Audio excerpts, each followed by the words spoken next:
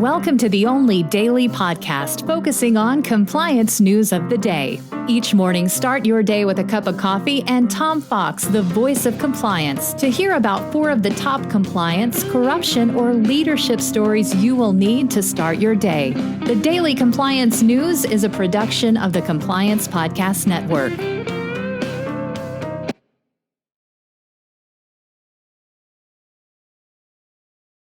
Second, 2021, the Swimming with Sharks edition. And we begin with that story from the Financial Times. It's about Credit Suisse and how it was bitten when it was swimming with sharks. The Greensill Capital blowup is just one link in a long line of risk management failures.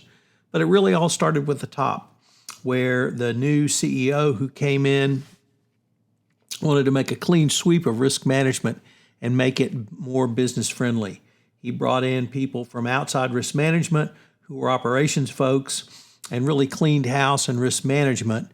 It had left the company with a lack of discipline. Greensill and Archegos are but 2 examples.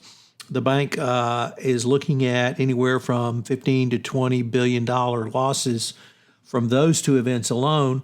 And of course, now the regulators are looking at this, given the Fed's looking at JPMorgan and Bank of America and their risk management functions. You can see that this is going to be very difficult for Credit Suisse moving forward, but they brought it on themselves. Next up, from the Wall Street Journal, executives wonder who or how Archegos was linked to their stocks. Viacom and Discovery took big price share tumbles when the collapse of Bill Wang's Archegos Capital Management occurred, or was at least made public in March. And it led to many business executives asking, hey, who owns our stock?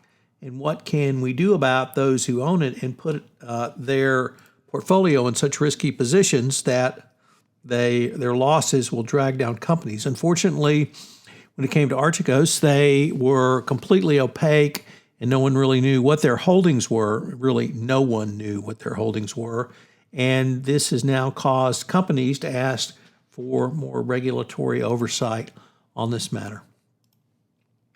Next up, from the European Council on Foreign Relations, a first-timer to the Daily Compliance News, how Germany's corruption scandal, it has led to a limitation of authoritarian influence in the EU.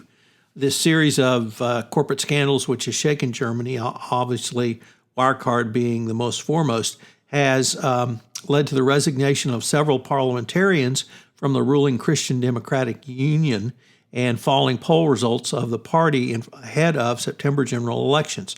Some of the MPs exposed have been taking financial payments from authoritarian regimes and, of course, Wirecard. This tight web of interest around these relationships and German politicians has been going on for years, but with the new public disclosures that have been made, there's much more chatter about ending this for German politicians. But with the Wirecard scandal reaching all the way to Angela Merkel, it shows just how deep and embedded this is. And finally, from the Washington Post, an article about Bernie Madoff. And it's a reminder that although he is dead, the con artist tricks still live on. And the major lesson for investors is never trust, always verify. So the con artist lives on, Bernie Madoff, and his scandal was but one very large one. And as an investor, you need to be aware of the con man and the scams that they will pull. So always verify, never trust. The Daily Compliance News is a production of the Compliance Podcast Network and a proud member of C-Suite Radio. Thanks so much for listening. I hope you'll join me again tomorrow.